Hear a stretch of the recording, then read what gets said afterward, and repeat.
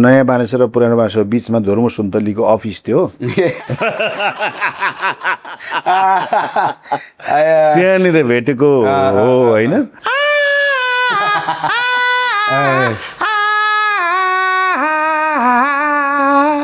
मैं समय हूँ 83 सालको गाई जात्राको यो अर्को प्रमोसनल एपिसोडमा छौँ हामी र हामी छौँ म सुमन कार्की होइन सुमन भाइ यता हुनुहुन्छ नमस्ते दाइ म को त हजुर त अब नेपाली हाँस्य व्यङ्ग्यको होइन नाम भने मलाई उपमा चाहियो होइन है मैले भन्न खोजेँ नेपाली हाँस्य व्यङ्ग्यको एकदम राम्रो कमेडियन सुबोध गौतमको पनि गुरु मनोज गजरेल दाइ कस्तो है ग्राउन्ड टु अर्थ भनेको यो होला होइन त प्रयत्न गर्ने सुमन कार्की अब यो अगाडि भन्दा त्यति मजा नसुन्नेला तर पछिल्लो पुस्ताका लोकप्रिय कलाकारहरूको उच्च सूचीमा पर्नुहुन्छ भनेपछि सबै पऱ्यो नि त होइन ओके अब हामी गाई जात्राको माहौलमा छौँ यो कतिौँ गाई जात्रा हो तपाईँको यो त मैले खास हजुरसँग जोडिन पाएको चाहिँ 76 सालको गाई यात्रामा हो 76 सालको गाई यात्रा नेपाल टुर पनि भएको थियो त्यतिखेर हो त्यो मेरो फर्स्ट गाई यात्रा थियो त्यो चाहिँ नेपाल टुर गर्ने पनि अवसर पाएको त्यति त्यो मेरो डेब्यू पहिलो खेल त्यही थियो 76 77 78 79 80 81 82 7 वर्ष हजुर ए अनि 7 वर्ष भनेको त भर्खर बच्चो भर्खर धेरै अझै तपाईँ होइन गाई जात्रामा तपाईँको यात्रा बच्चो हजुर अझै माथि पुग्नु छ तपाईँ त है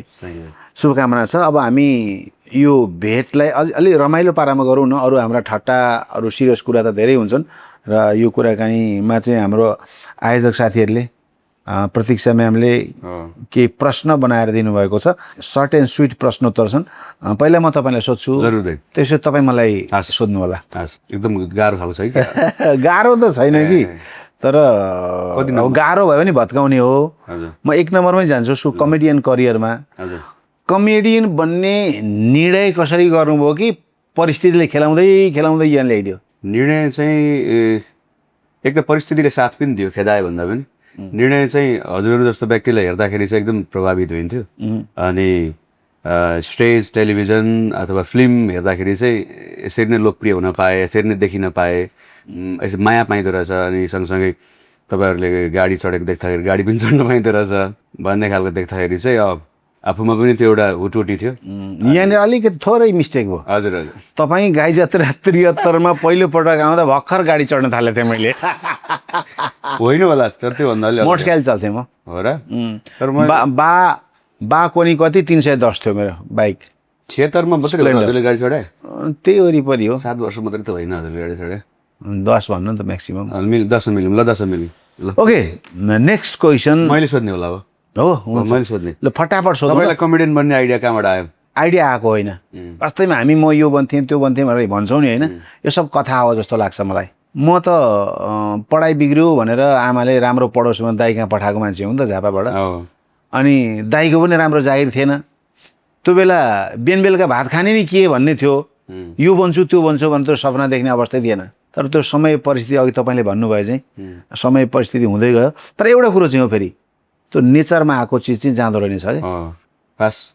तपाईँलाई पुरानो जोक जुन तपाईँले पहिलोपटक स्टेजमा भन्नुभएको थियो पहिला त सबै तपाईँकै चोरे भनिन्थ्यो होइन मैले पनि कहाँ मेरो हो त यो त सामदे शेर्पाको चोरे हो होइन म त्यस्तो पुरानो भन्नाले कहिले त्यस्तो साह्रो पुरानो पनि भएको छैन त पहिला सुरुमा सिक्दा अथवा स्टेजमा चढ्दाखेरि चाहिँ मनोज दाई सन्दीप दाई अथवा सीताराम दाई केदार दाईहरूले जुन स्टेजमा पर्फर्म गर्नुहुन्थ्यो त्यही यसो कुनै हामी त विषयमा ड्याङ्गे हान्नु कुन जोक हो म जोक भन्नु ठ्याक्कै जोक मलाई सोध्नु भने म फ्याटै भनिदिन्छु हजुर भन्नुहुँदै मेरो पहिलो जोक भनेको महाभारतको क्यारिकेचर थियो जो सामदे शेर्पाले एउटा मञ्चमा भन्नुहुन्थ्यो मैले त्यही जोक मेरो मञ्चमा भन्थेँ पुरै या जोक भन्दा नि यो मिमिक्री हो त्यतिखेर महाभारत सिरियल निकै पपुलर थियो टेलिभिजनमा त्यसैको कपी थियो महाभारत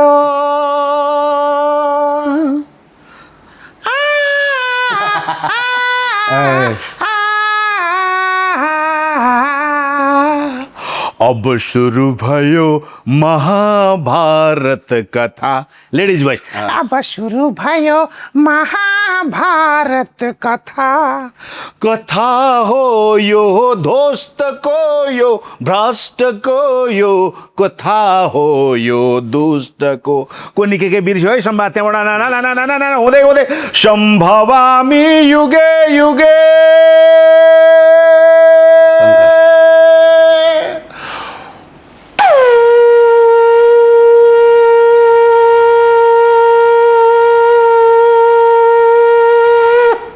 मैं समय हूँ यही थियो पहिले जो वाह your turn please question me be sure तपाईँको सबैभन्दा यादगार कमेडी सो कुन हो मेरो मैले आफूले गरेको हजुर त्यही होला सोधेकै थाहा छैन के हुन्छ कुन्नी मेरो जोक याद नहुँदा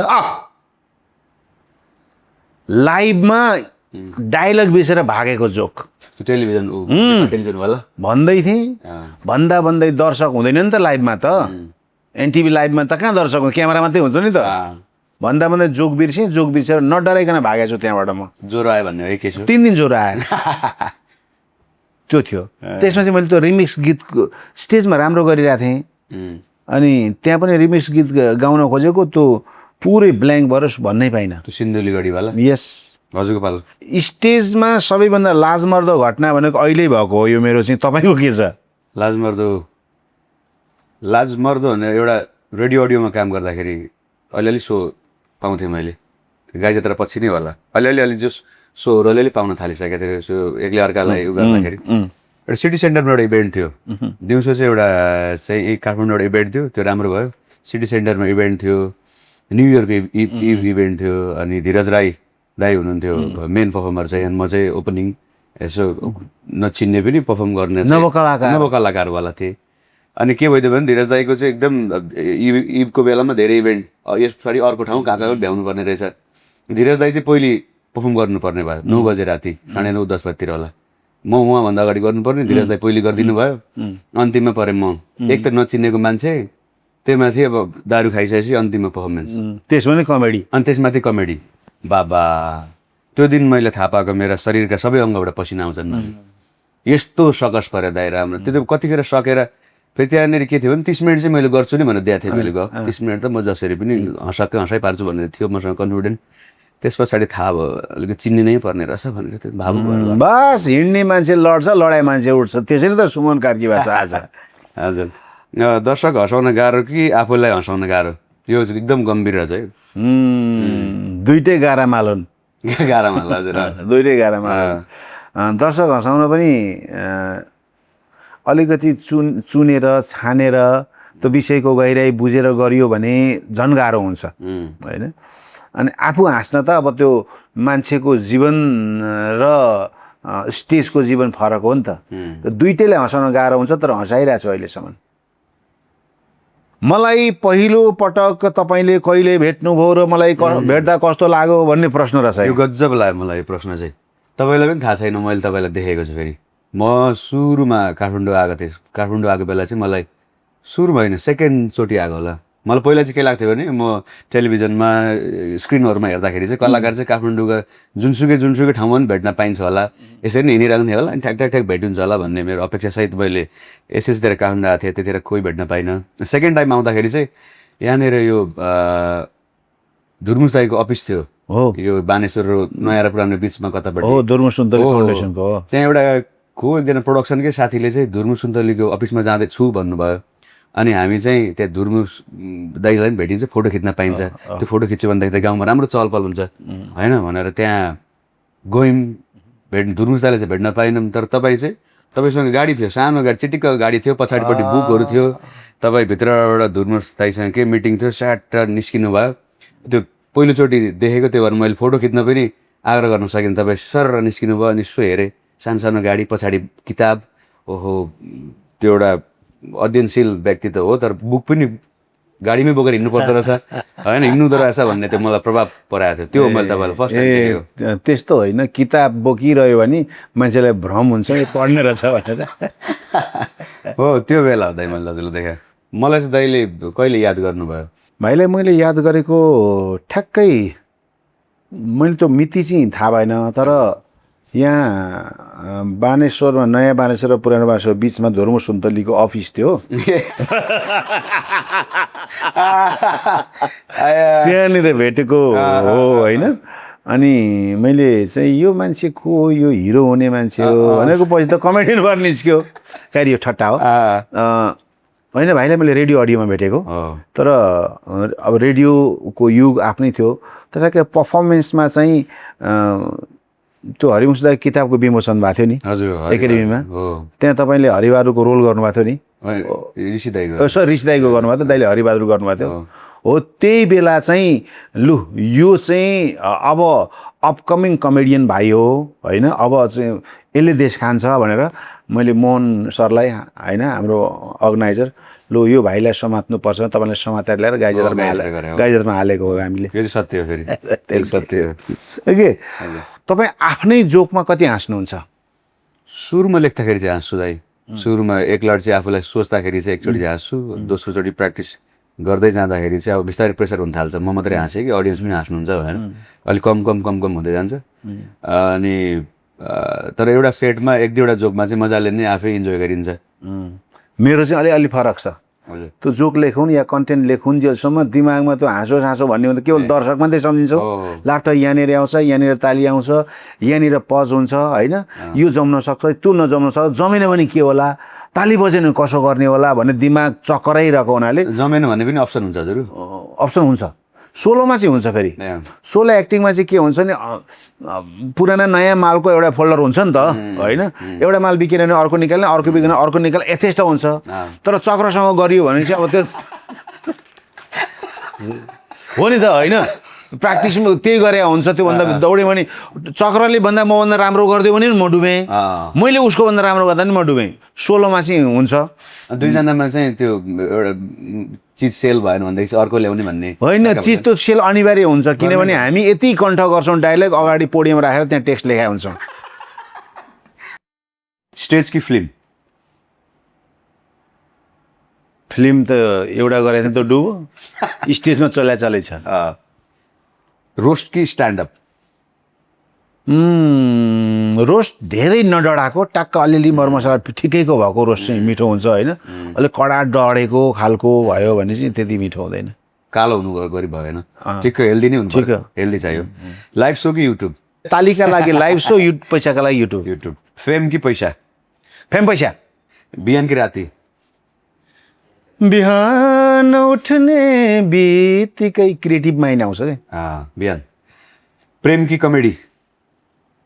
कमेडीमा प्रेम राम्रो हुन्छ नि। बस। हिरो कि भिलेन? समाजका दुइटै पात्र चाहिन्छन्। अब भिलेन पनि चाहियो त, भिलेन भयो भने हिरो कसरी हुन्छ त? समाजमै चाहिन्छ भिलेन होइन, चाहिन्छ भन्ने होइन,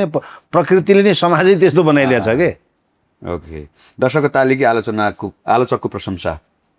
आलोचकको प्रशंसा भनेको कस्तो मिठो आयो त यार, आलोचकले नि प्रशंसा गरे यो आलोचकको प्रशंसा। आफ्नो जोक कि साथीको जोक? भन्न आफ्नो जोक, चोर्न साथीको। मसँग सहकार्य कि मसँग प्रतिस्पर्धा? यो कोहीसँग कसैको प्रतिस्पर्धा हुन्छ जस्तो लाग्दैन क्या मलाई होइन। कोही स्तर माथि हुन्छ, कसैको ठिकै हुन्छ, कसैको मध्यम हुन्छ, तर सबैको विशेष हुन्छ। त्यसो कोही कसैसँग लाग्नु आफैलाई एउटा कुरो, तर तपाईँको क्षमता त्यति मात्रै एक्सपोज गर्न पाउँछ जति तपाईँ प्र्याक्टिस गर्नुहुन्छ तपाईँसँग छ। म ऊ जस्तो गर्छु भनेर हुँदैन। त्यसले गर्दा यो यो यो यो यो यो क्वेसन नि के भन्छ यसलाई, के अरे खारेज गरिदिउँ क्या? खारेज गरिदिउँ, कोल्याप्स। 1 वर्ष जोक गर्न नपाउने कि 1 वर्ष मोबाइल चलाउन नपाउने? यो त सबैले सोध्ने क्वेसन रहेछ यार। भन्नुहोस् त, 1 वर्ष मोबाइल नचलाउने कि 1 वर्ष मनोरञ्जन नगर्ने भन्दा, किनभने यसो छ, अब जोक भनिएन भने त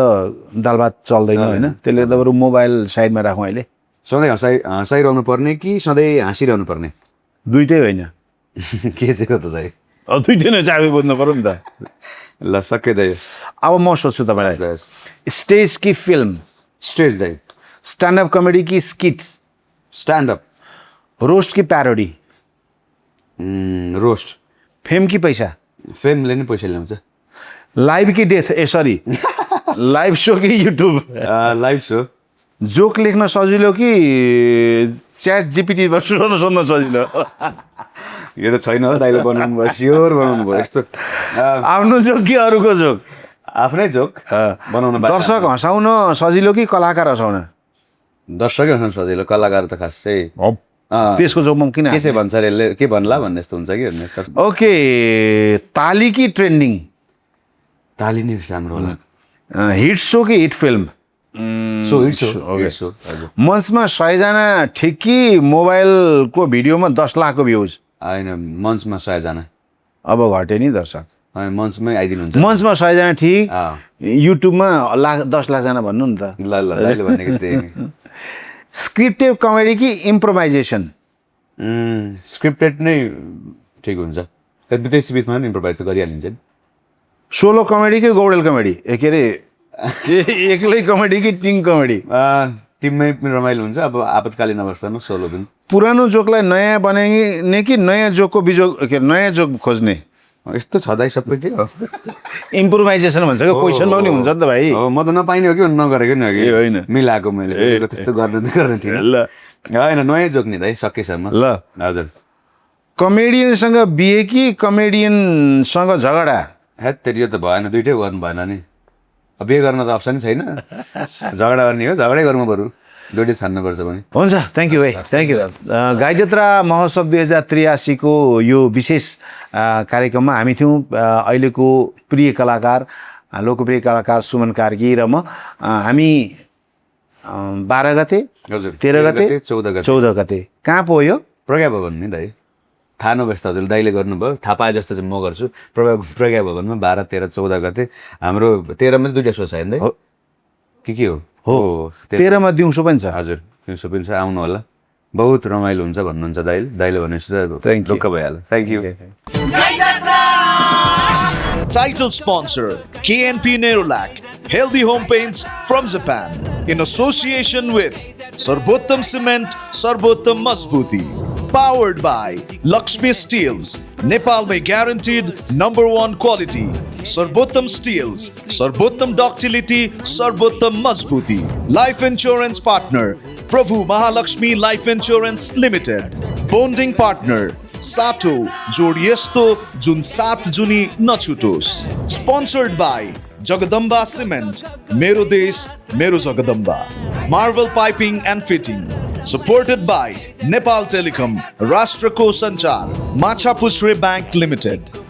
JJ Jewelers Kitchen Concept Trinox Neplife Vedalaya Group निर्माण र निर्माण सामग्रीको एकमात्र विकल्प Ironwood Deposit and Credit Guarantee Fund Beautiful Mind Media Partner Gazurial.com Production Partner Wide Angle Production Brandworth Event